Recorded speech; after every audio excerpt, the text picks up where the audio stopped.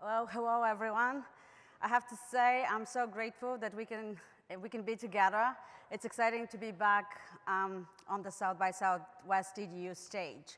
And I'm here, of course, to talk about XR and immersive learning, some insights, some trends from the work I do at the New School with my own team, as well as others around the world. At the New School, which is in New York City, and many of you know the Parsons School of Design, our founding school of social research, as well as liberal arts college, public engagement, and of course our Parsons Paris campus. So it's an amazing playground to be at and work with the just amazing students and faculty I get fortunate to interact every day. So today I'm going to talk about our work at the Innovation Center at our XR and HCCI lab. And what you saw there is actually some of the experiences students have collaborated with us. And what I speak is as we move from emerging possibly from this pandemic in the last 2 years has been a period of really acceleration in immersive learning, as many of us sought to connect with our students and engage deeper in digital platforms on desktop, and some of us ventured in virtual worlds. So I'm going to first speak about the opportunities that I think exist within that world of XR, extended reality, immersive learning, and dare I say, the metaverse. I will speak about that a little later. So moving us forward, what I see is just amazing opportunity to unlock creativity. Majority of the projects I see from the entire educational landscape are most successful when they engage students. Students as creators, students as scientists, students who discover and unlock the potential of learning in immersive worlds. At the same time, we also see projects that focus on competency, that focus on mastery of skills. And now we continue to see development moving away not just in STEM simulations, but simulations that have us embody and understand empathy and master our skills in terms of diversity and equity and inclusion. And one of the work that is most exciting to me is when I bring storytelling to this, to the potential of immersive learning. So I see that as a driver in actually creating meaningful and powerful immersive experiences. Stories help us make sense of the world and have been around with us from the dawn of humanity. But we're encountering something completely new with immersive technologies, because it's no longer just looking at the screen on the wall, whether it's the movie or the desktop or even our mobile screen, but stepping inside the story and feeling the sense of immersion, the sense of presence, and at its peak, the sense of agency. It's what makes this dramatically different and challenging when we think about storytelling. And I want to speak to a project and a class that I lead at the New School with students from across the entire university, and undergraduate students, 70 students. I'm fortunate to have 3 TAs in leading this. In 15 weeks, we worked ourselves through the future of immersive storytelling. And here they are, some of them, a very small sample of my students, 65 of them women, and I have to say this today on particularly 8th of March, so excited to get out in the world, amazing women, creators, designers, artists, thinkers, and makers. And we meet in virtual reality for some of the session. We walk into social virtual world and use a headset to be there. We create with some of the tools that exist today and explore stories. And making stories in this new space. And some of them take on projects that focus on urban environment and overpopulation, and even take us under the tunnels of the subways and encounter there, once again, rats, because it's New York City, of course. Others focus on taking us on magical places and thinking about mindfulness, particularly important in this time of lots of pressure put on all of us as human beings and the world around us. And then others take us on a journey to explore alien planets and what it takes to travel to distant parts of the world. And finally, some of them just worked on a project that really was touching to all of us, managing grief. Using a virtual reality as a way to cope with what has become an increasingly dramatic reality for all of us. So these are some of their projects. And in the class, we also use another concept, the idea of world building, the idea of building the world that precedes the story, but the world that we want to create for the future. And virtual reality and extended reality has this opportunity to really be the best prototyping space if you want to actually engage with world building. And so that's a big component of the class and what the student explore together. Thinking of what-if questions. What is a better future? What are some of the ways we can create a better future for all of us? So world building has become a really interesting way to explore that and ask questions around our environment, around the politics, around artistry, around technological possibilities to create new and believable reality. Another project I want to speak is a unique experience and the example of the possibility for using XR. EcoPeace is a unique NGO working in the challenging situation of the Middle East. They connect 3 groups, Israeli, Palestinians, and Jordanians. They actually bring together youth from different parts of these communities to talk about water resources, about a shared resource, the Jordanian River. Prior to the pandemic, most of them brought a small number of youth to actually explore EcoPeace Park, just walk really that piece of land that they can all share together. As the pandemic prompted them to think about a virtual world that perhaps they can invite and have many more youth participate in. And what they've created is actually a twin to the Jordanian Valley site, where you can walk, meet, explore some of the cultural phenomena, as well as the environment in the valley. As students and participants move themselves through different sites, they also step into a waste management power plant, which is part of bringing and understanding the ecology of this region and their shared resource. In that plan, students engage in mini simulations of understanding the impact of their decision, the impact of the sewer system. And not only that, not only do they explore the world above, but they get to actually dive into the river and see the impact of human behavior at the bottom of the river and understand that ecology. It's a truly immersive experience. It's an unbelievable story. I'm really, truly touched and proud to work with this community of educators from these 3 communities, as we know, have experienced a number of years of regional conflicts. And yet that project, that shared resource, the Jordanian River, has brought them together to explore storytelling, their narratives, their backgrounds, to be able to share them, understand the science of a looming environmental crisis and climate change, and then understand how they can better take care of their own resource, vital for their survival, the Jordanian River. Another project, as we work our way through science in particular, is the platform of Nanome. And I want to highlight this project. Whether you're a scientist or enthusiast, I encourage you to look at that. Nanome is a collaborative virtual reality tool for molecular design and currently is used by both scientists, researchers, students, and teachers. In the platform, participants can interact with molecular structures in an immersive virtual environment, sharing their knowledge and insights with each other. And we do this work, as we do it, there's so many things that happen. We don't do this in a vacuum. They're drivers in technology, and I want to point to a couple of those as they have been coming and continue to be coming in the next few years. To open new possibilities for all of us in education and learning throughout. We have already experienced an improvement in some of the headsets we used just about a few years ago.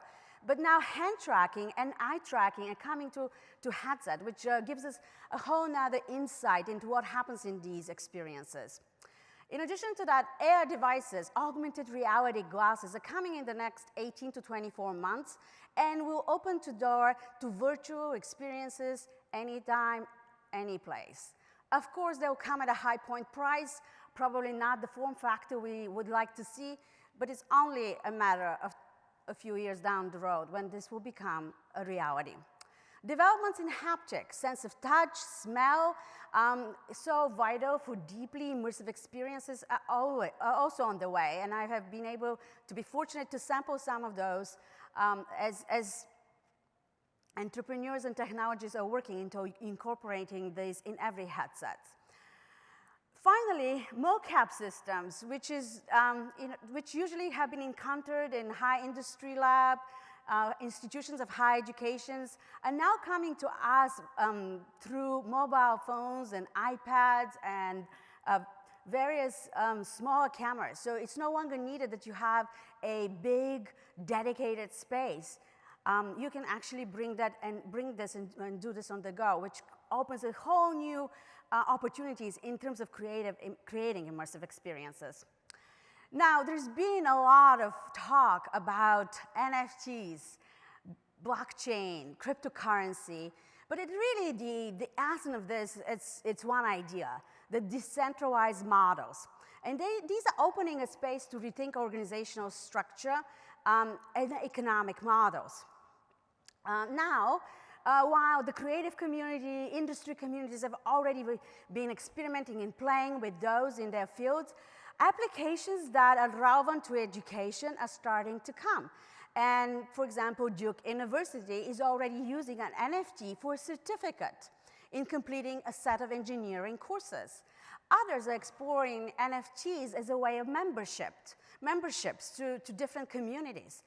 And yet others are thinking about using them and teaching students about financial literacy. NFTs have a tremendous possibilities for creators to also receive recognition.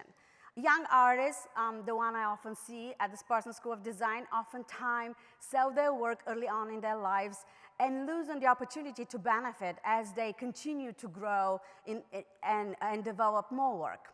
The work of fashion, arts, design, it's a challenging world. But now, part of decentralized organization and NFTs, they may have an opportunity to achieve and to have recognition in reward of that early effort to them come later in their life. And all this idea points to, again, this decentralized model. Some refer to it also as the idea that we'll move from the internet we know today to a Web 2.0 to Web 3.0, which is the idea that instead of giant tech companies owning and supporting the internet, it might be actually decentralized and distributed by members of communities who agreed on shared values. There will be a tremendous opportunity to look at innovation in this space in the next 6 to 12 months, and I believe we will see more relevancy to our educational community. Now, we can't have this talk today, Future 20, without talking about the metaverse.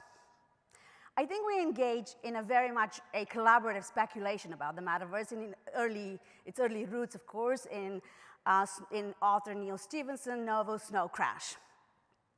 But I do believe that what we're seeing today are proto-metaverses, an early version of what's to come.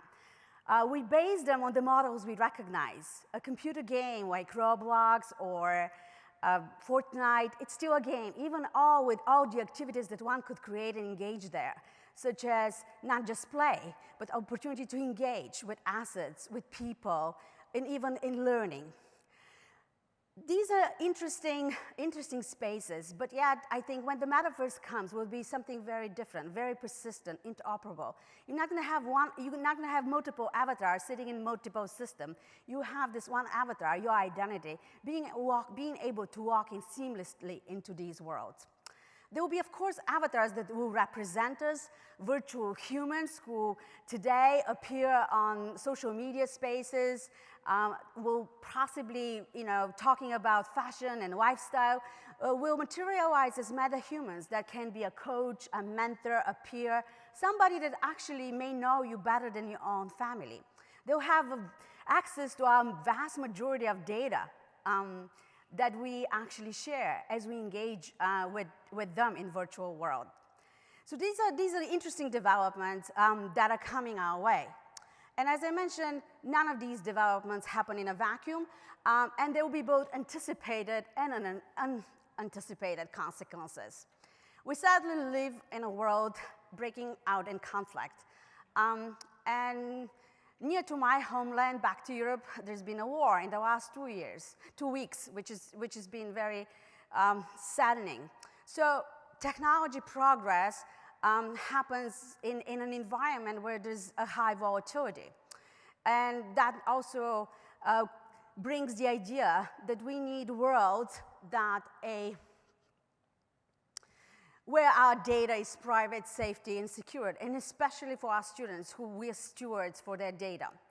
For example, 20 minutes of VR use can generate approximately 2 million data points and a unique recording of your body language, which can signal health, mental state, and other factors personalized only to you that maybe even your home doctor may not know on time.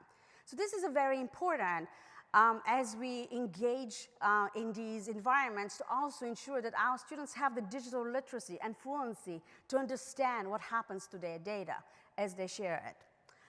These new worlds create an opportunity for some of our students to have a greater access to engage fully with their peers, perhaps overcoming some disability.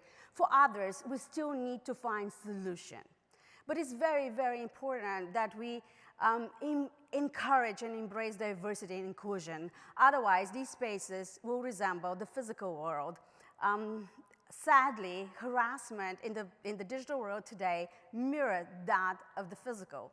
For example, women, people with accent, minorities are often the target of harassment in virtual worlds. And so we need, as an educational community, to stay engaged and bring all stakeholders to the table and to accountability to make sure that the worlds we create and invite our students respect access, diversity, and inclusion. Now, we talk about technology. There are also interesting developments coming in the horizon. We're already using AI engine in various educational platforms in some capacity. We're using natural language processing in some of our voice chats and others, and some schools are using it for advising and further messaging to students.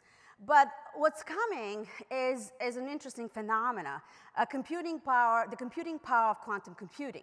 Quantum computing, which belonged to sci-fi novels just 10 years ago, it's now a reality, meaning in research terms, both IBM, Google, Amazon are already working on projects with researchers.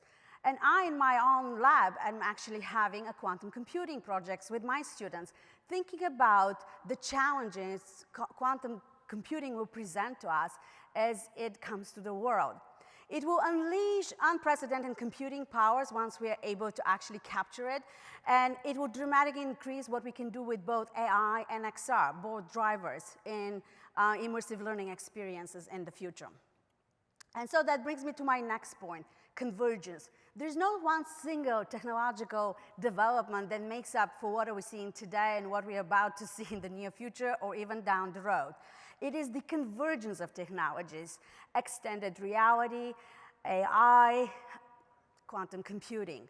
It's in the process that we are able to discover and move forward with experiences and affordances that we've not had before in our lifetimes.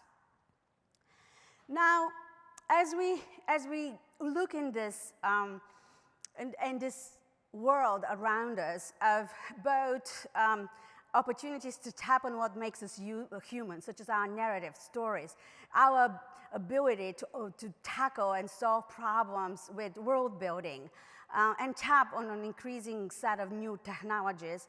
It is also the idea that this metaverse may mean different things to different people. But at some point in the future, this will be about not so much one particular skill or even a one technology. It will be really about the experience we are able to create and experience as human beings. And in the future, at some point, we'll stop talking about the metaverse. We'll start talking about the digital aspect, because the virtual and the digital will coexist. And the digital will just become a transparent layer and fabric of our own reality as human beings. It will probably let us understand more about us and how it relates each other into the world than ever in our lifetime before. So, in spirit of a Future 20 talk today, the message I want to leave you is the future is ours to create.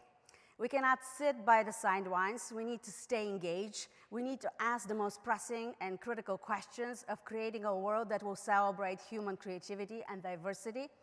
We will use technology to advance science and respect peace. Take on the journey and set your students to a mission to make it happen. As we say at the New School, it is not what you know, but what you create with what you know. Make the future catch up with you. Thank you.